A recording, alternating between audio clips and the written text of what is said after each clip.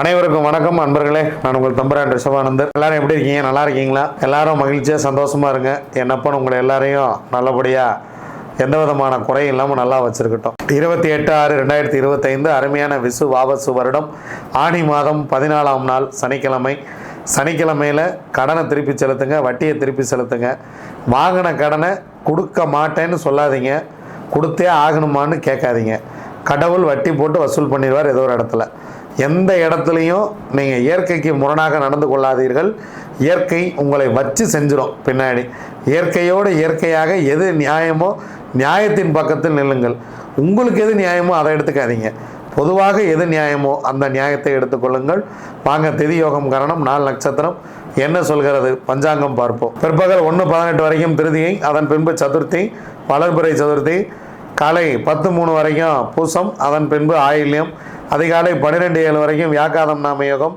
அதன் பின்பு இரவு 10:32 வரைக்கும் அர்ச்சனம் நாமயோகம். அர்ச்சனம் நாமயோகத்துக்கு யோகாதிபதி நட்சத்திரம் உத்திராடம், யோகி சூரியன். அவயோக நட்சத்திரம் பூசம், அவயோகி சனி. அதன் பின்பு வஜ்ரம் நாமயோகம். அதிகாலை 1:42 வரைக்கும் தைத்துளை கரணம் சுக்கிரன். அதன் பின்பு இரவு 1:18 வரைக்கும் கரசை கரணம் சந்திரன். அதன் பின்பு வணிசை கரணம் சூரியன். இந்தியாவின் முன்னாள் பிரதமர் PV நரசிம்மர் அவருடைய பிறந்த தினம்.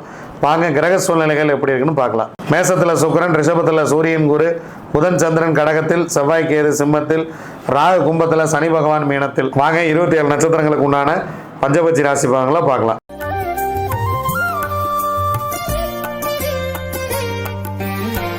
அஸ்வினி, பரணி, கார்த்திகை, ரோகிணி, மிருகசிரிசம் உங்களுடைய பக்ஷி வல்லூர்.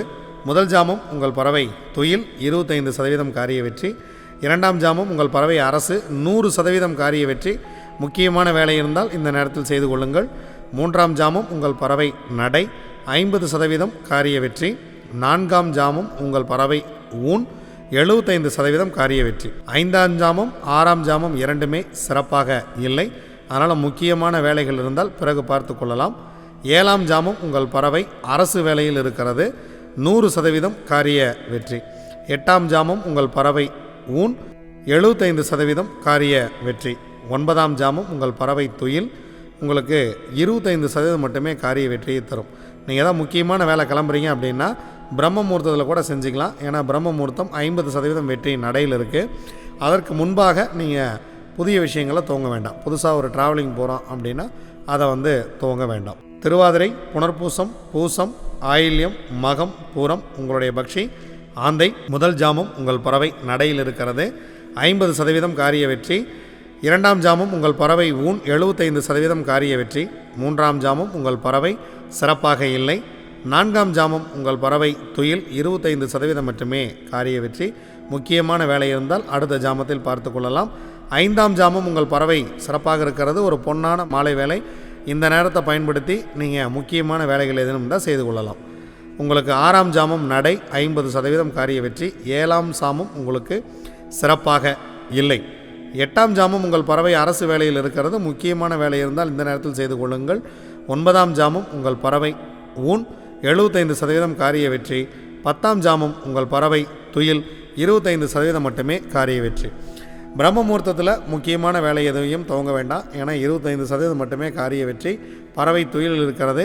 முக்கியமான வேலை இருந்தால் ஞாயிற்றுக்கிழமை காலை பார்த்து கொள்ளலாம்.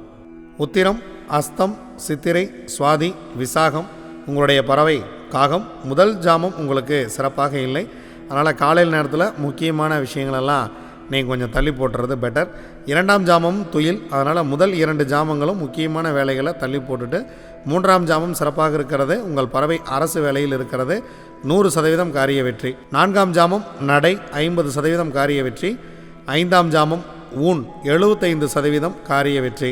6ஆம் ஜாமம் துயில், உங்கள் பறவை 25% மட்டுமே வெற்றியை கொடுக்கும். 7ஆம் ஜாமம் உங்கள் பறவை நடை, 50% மட்டுமே காரிய வெற்றியை கொடுக்கும். 8ஆம் ஜாமம் உங்கள் பறவை சிறப்பாக இல்லை. 9ஆம் ஜாமம் உங்கள் பறவை சிறப்பாக இருக்கிறது, அரசு வேலை செய்ய இருக்கிறது. முக்கியமான வேலைகள் இருந்தால் இந்த நேரத்தில் துவங்குங்கள். பிரம்ம முகூர்த்தத்தில் நல்ல ஒரு வெற்றியை கொடுக்கும். 10ஆம் ஜாமம் உங்கள் பறவை ஊன், 75% காரிய வெற்றி. ஸோ முக்கியமான வேலை இருக்குது அப்படின்னா இந்த நேரத்தை நீங்கள் தாராளமாக பயன்படுத்தலாம், மிகப்பெரிய வெற்றியே கிடைக்கும். அனுஷம், கேட்டை, மூலம், பூராடம், உத்திராடம் உங்களுடைய பக்ஷி கோழி. ஸோ கோழி படுபக்ஷி. சனிக்கிழமை அன்னைக்கு கோழி வந்து முழுமையாகவே படுபட்சியாக இருக்கிறது. அதனால் முக்கியமான வேலைகள் ஏதேனும் இருந்தால் ஞாயிற்றுக்கிழமை பார்த்து கொள்ளலாம். அன்றாட வேலைகளை மட்டும் சனிக்கிழமை செய்யுங்க. ரெகுலராக செஞ்சிட்ருக்கிற வேலையை செய்யுங்க. புதுசாக ஒன்று துவங்கணும், புதுசாக ஒரு நபரை போய் பார்க்கணும், சந்திக்கணும் அப்படிங்கிறத மட்டும் தவிர்த்து விடுங்கள். திருவோணம், அவிட்டம், சதயம், பூரட்டாதி, உத்திரட்டாதி, ரேவதி உங்களுடைய பக்ஷி மயில். முதல் ஜாமம் ஊன் 75% காரிய வெற்றி. இரண்டாம் ஜாமம் சிறப்பாக இல்லை. மூன்றாம் ஜாமம் துயில் 25% வெற்றி. அதனால் இரண்டாம் ஜாமம் மூன்றாம் ஜாமம் ரெண்டையுமே தவிர்த்து விடுவது மிக மிக சிறப்பு. நான்காம் ஜாமம் மதியம் சிறப்பாக இருக்கிறது. அரசு வேலை செய்கிறது பறவை 100% காரிய வெற்றி. ஐந்தாம் ஜாமம் உங்கள் பறவை நடை 50% காரிய வெற்றி. ஆறாம் ஜாமம் மாலை வேலை ரொம்ப சிறப்பாக இருக்கிறது, 100% காரிய வெற்றியை கொடுத்துவிடும். ஏழாம் ஜாமம் ஊன் 75% வெற்றி. எட்டாம் ஜாமம் உங்கள் பறவை துயிலில் இருக்கிறது.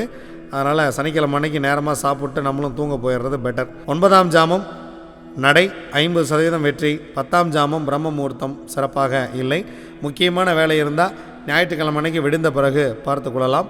சனிக்கிழமை நம்ம ஞாயிற்றுக்கிழமை பிரம்ம முகூர்த்தத்தில் துவங்குறோம் அப்படிங்கிறதுனால ரொம்ப ஏர்லியராக எதுவும் பிளான் பண்ண வேண்டாம்.